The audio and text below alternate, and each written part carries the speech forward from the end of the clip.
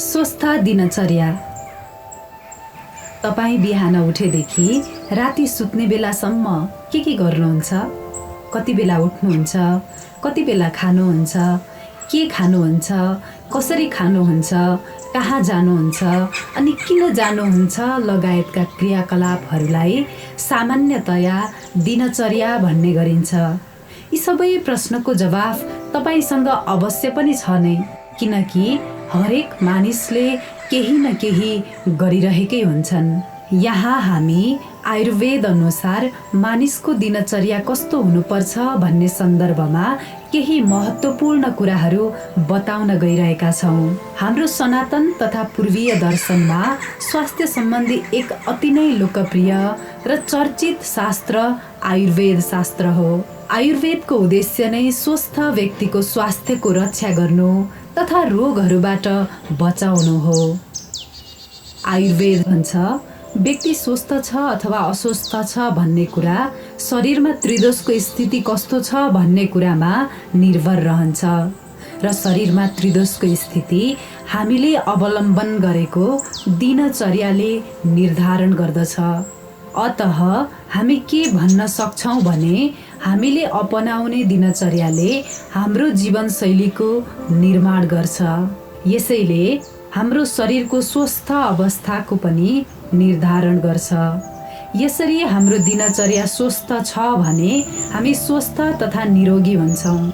यदि जानेर वा अज्ञानमै पनि अस्वस्थ दिनचर्या अवलम्बन गरेका छौँ भने हाम्रो शरीर अस्वस्थ हुन्छ, हामी रोगी हुन्छौँ। आयुर्वेद पनि यही भन्छ कि स्वस्थ रहन स्वस्थ दिनचर्याको पालना गर्नु जरुरी छ। यतिन्जेल हामीले आयुर्वेद अनुसार स्वस्थ हुनका लागि स्वस्थ दिनचर्या बारे चर्चा गर्यौं। अब हामी त्यो स्वस्थ दिनचर्या चाहिँ कस्तो हुनुपर्छ भन्ने बारे चर्चा गरौँ।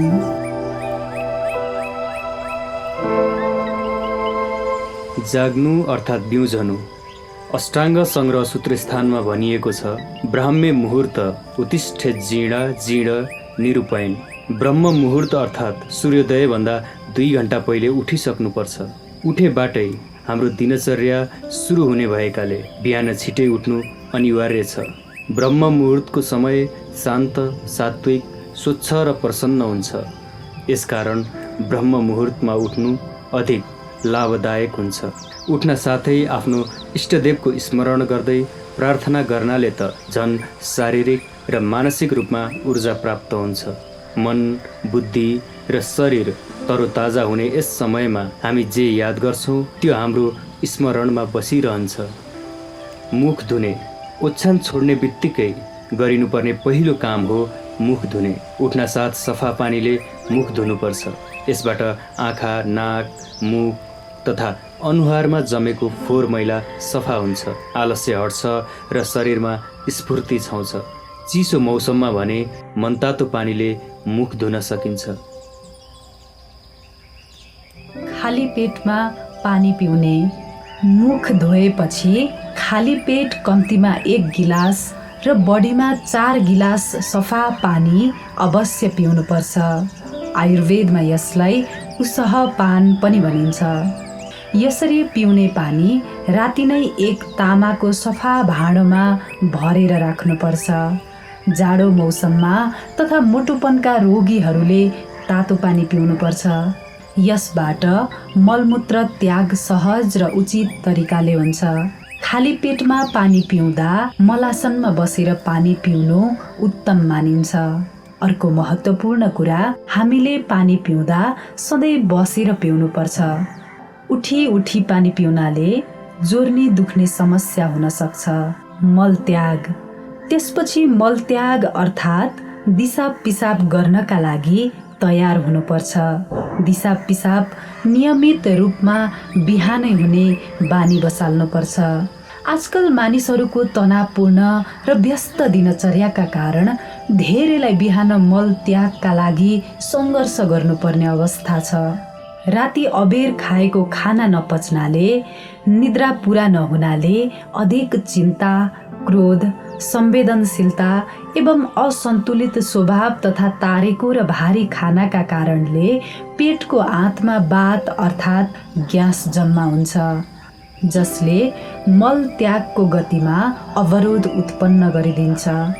परिणाम स्वरूप थोरै दिशा भएपछि पेट खाली भए जस्तो लाग्छ, तर केही बेरमा पुनः दिशा लागेको अनुभव हुन्छ। समयमा पेट सफा नहुँदा भोक लाग्दैन, पेटमा ग्यास भरिन्छ। अपच हुने, टाउको दुख्ने, उदासी, ग्लानी, बेचैनी, थकान, आलस्य जस्ता समस्या देखिन्छन्। पेटमा अधिक ग्यास जम्मा हुँदा मुटुमा अनावश्यक दबाव बढ्नाले धड्कन बढ्न जान्छ।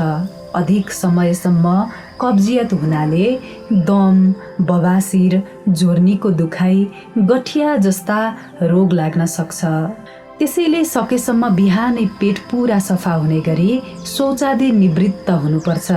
यदि पटक पटक शौच लागेको अनुभव हुन्छ भने पनि बेवास्ता गर्नु हुँदैन। अर्को कुरा, कब्जियत लगायत पेटका अन्य रोगको स्थायी समाधानका लागि भने बिहान खाली पेटमा कपालभाती प्राणायामको अभ्यास गर्नुपर्छ। दाँत माझ्ने। आयुर्वेदमा बिहान शौचादि निवृत्त भइसकेपछि दतिउनले दाँत सफा गर्ने विधान छ। तितो तथा टर्रो रस भएको औषधीय रुखको औँला बराबर मोटाई, 6 इन्च जति लामो सिधा डाँठलाई अगाडिबाट 1-2 इन्च जति चबाएर ब्रस जस्तो बनाएर दाँत सफा गर्नुपर्छ। दाँत, गिजा तथा मुख सम्बन्धी रोगका लागि बबुल, करन्ज, मालती, निम आदिको डाँठले दाँत सफा गर्नु राम्रो हुन्छ। दाँत सफा गर्दा दाँतको तलमाथि, भित्र, बाहिर सबैतिर राम्रोसँग सफा गर्नुपर्छ। दतिउनसँगै आयुर्वेदिक जडीबुटीबाट बनाइएको पाउडर वा दन्त मञ्जनको प्रयोग पनि गर्न सकिन्छ। यस प्रकार दाँत सफा गर्नाले जिब्रो तथा मुखको दुर्गन्ध, फोहोर आदि हराएर जान्छ। दाँत बलियो हुन्छ, खाएको खानाको स्वाद पनि पाइन्छ। तेलको प्रयोग खानका लागि मात्र होइन, आयुर्वेदका अनुसार शरीरको बाहिरी स्वास्थ्यमा पनि तेलको नियमित प्रयोगको विशेष महत्त्व छ। टाउकामा नियमित रूपमा नरिवल, तिल, जैतुन वा तोरी आदिको तेल लगाउनु पर्ने मान्यता छ। यसबाट छिटै बाल झर्ने, फुल्ने, टाउको दुख्ने आदि समस्याबाट रक्षा हुन्छ। साथै शरीरमा पनि नियमित तेल लगाएर मालिस गर्नाले छाला स्वस्थ, नरम, मुलायम हुन्छ भने शरीरका मांसपेशीहरू पनि स्वस्थ र बलिया हुन्छन्। त्यसै गरी आयुर्वेदले कानमा नियमित तेल हाल्नाले कानको दुखाइ लगायतका कान सम्बन्धी समस्याबाट छुटकारा मिल्ने कुरा बताउँछ। खुट्टामा तेल मालिस गर्नाले छालाको सुरक्षासँगै राम्रो निद्रा पर्छ। नाकलाई टाउकाको ढोका पनि मानिन्छ। त्यसैले नाक स्वस्थ राख्नका लागि नियमित नाकको सफाइसँगै तेल हाल्नुपर्छ। नाक स्वस्थ हुँदा श्वास प्रश्वास तथा मस्तिष्कको कार्यमा अवरोध आउँदैन। गाईको घिउ मनतातो बनाएर नाकमा हाल्दा स्मरण शक्तिमा वृद्धि हुन्छ। गाईको घिउसँगै जैतुन तथा बदामको तेल पनि उत्तम मानिन्छ नाकमा हाल्नका लागि। व्यायाम। अष्टाङ्ग संग्रह सूत्र स्थानमा भनिएको छ, शरीरायास जननम कर्म व्यायाम उच्यते, अर्थात् जुन काम गर्दा शरीरमा थकावट उत्पन्न हुन्छ त्यसलाई व्यायाम भनिएको छ। शरीरमा तेल मालिस गरेपछि व्यायाम गर्नुपर्छ। व्यायामले शरीरलाई बल तथा दृढता प्रदान गर्छ। आयुर्वेदले नियमित रूपमा सबै मौसममा शरीरको शक्ति अनुसार निधार तथा शरीरमा पसिना आउने गरी व्यायाम गर्नुपर्छ भनेको छ। तर शरीरलाई कष्ट या पीडा हुने गरी अधिक व्यायाम गर्ने भुल गर्नु हुँदैन।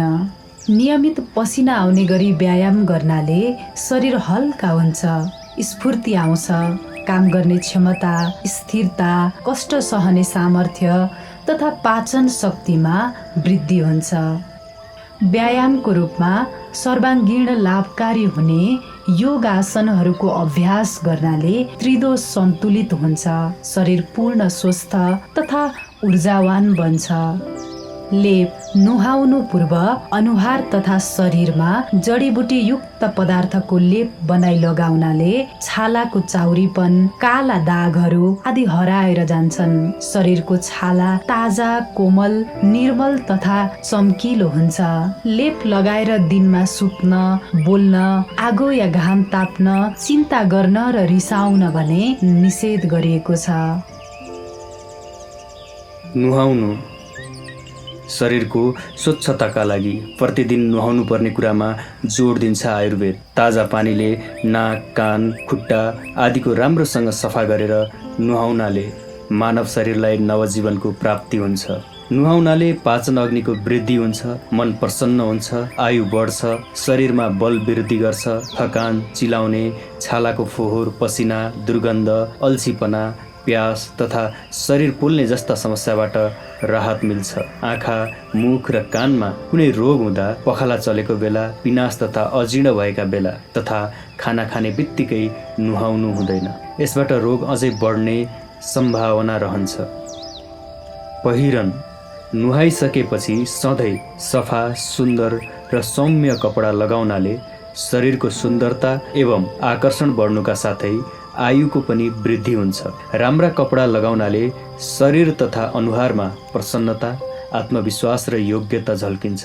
कपडाले मौसम तथा अन्य अशुभ प्रभावबाट शरीरको रक्षा गर्छ। मौसम अनुसार कपडा लगाउनु बुद्धिमानी हुन्छ। जस्तै गर्मीमा हल्का तथा सेतो रङ्गको र चिसो मौसममा गाढा रङ्गका बाक्ला कपडा लगाउनुपर्छ।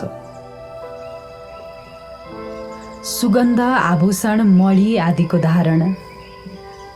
पहिरन लगाए पश्चात मौसम अनुसार फूलका माला तथा प्राकृतिक सुगन्धको प्रयोग गर्नाले, सुन, चाँदी आदिबाट बनेका आभूषण धारण गर्नाले शरीर सुगन्धित हुन्छ, आकर्षक देखिन्छ, मन प्रसन्न हुन्छ, अनुहारमा आत्मविश्वास तथा चमक आउँछ। सुगन्धको प्रयोगले राम्रो निद्रा पर्छ, जसले आयुको वृद्धि गराउँछ। आयुर्वेदमा हर दोषलाई सोही अनुसारको सुगन्धको प्रयोगबाट सन्तुलित अवस्थामा ल्याउन सकिन्छ भनेर उल्लेख गरेको पाइन्छ।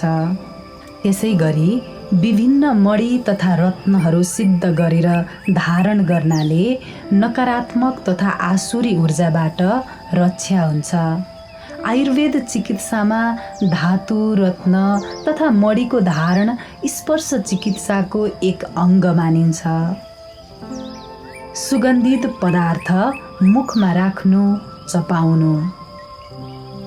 शरीर सुन्दर बनाएपछि मुखलाई सुगन्धित, स्वच्छ तथा सफा राख्न र जिब्रोको स्वाद लिने क्षमतामा वृद्धि गर्न जाइफल, सुपारी, सुकमेल, ल्वाङ, पानको पात आदि चपाउनुपर्छ, जसले मुखमा रोग लाग्न दिँदैन तथा खानाको स्वादमा पनि वृद्धि गर्छ।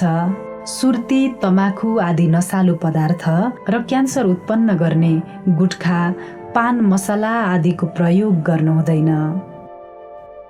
चप्पल, जुत्ता लगाउनु।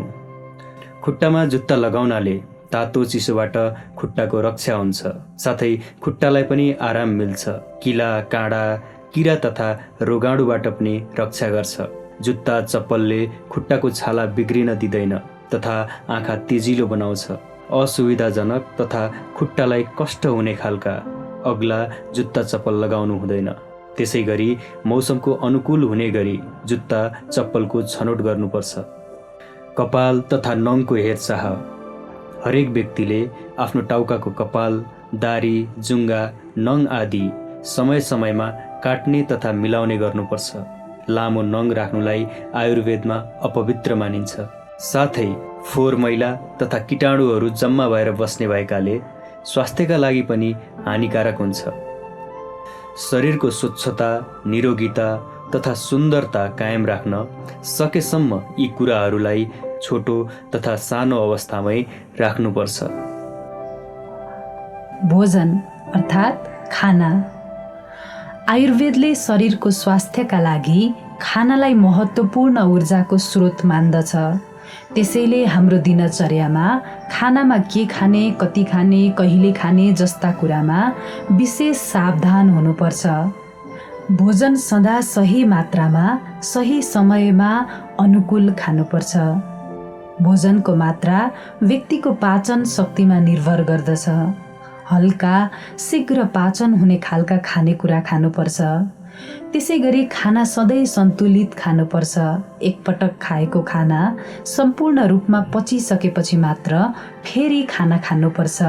खाना खाने समयमा धेरै कुरा गर्नु हुँदैन। भोजनको समयमा मन शान्त तथा शरीर स्थिर हुनुपर्छ। यसरी खाएको खाना शीघ्र पाचन हुन्छ। शरीरका तीनै दोषहरू सन्तुलित अवस्थामा रहन्छन्। शरीरमा बल तथा आयु वृद्धि हुन्छ।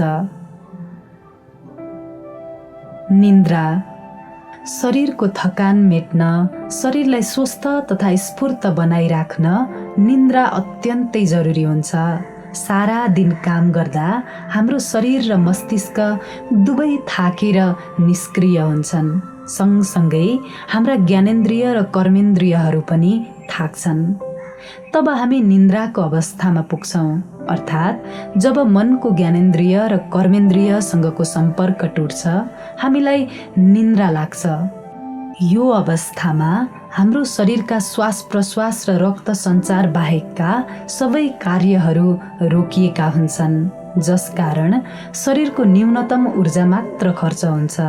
त्यसैले हामी निदाएर उठ्दा ताजा देखिन्छौँ।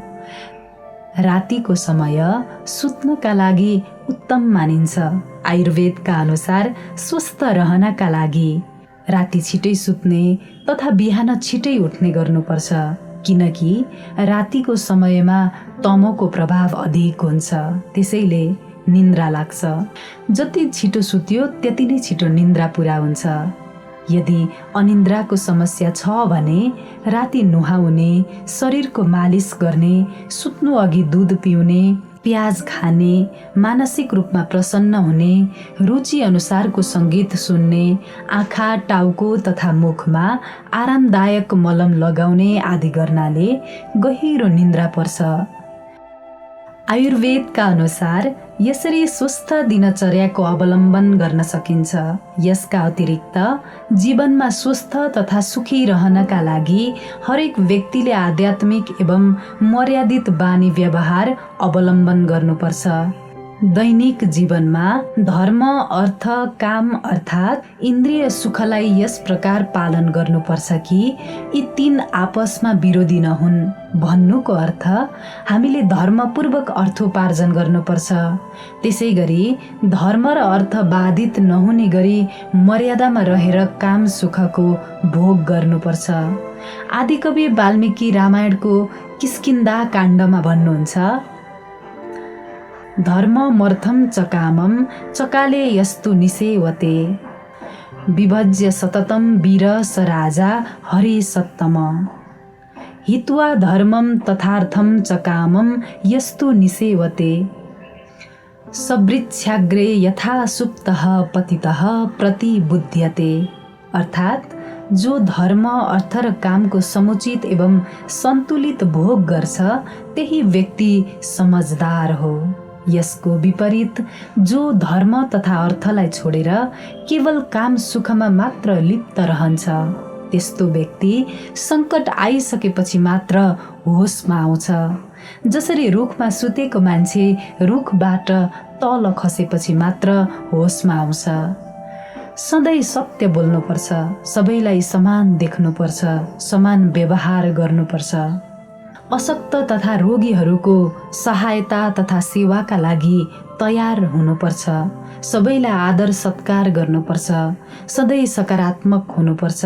यस प्रकारको दिनचर्याबाट हामी सफल, खुसी तथा सुखी रहन सक्छौँ। त्यसैले आफ्नो दिनचर्यालाई स्वस्थ राख्नुका साथसाथै मर्यादित, आध्यात्मिक र धार्मिक पनि बनाउन जरुरी हुन्छ।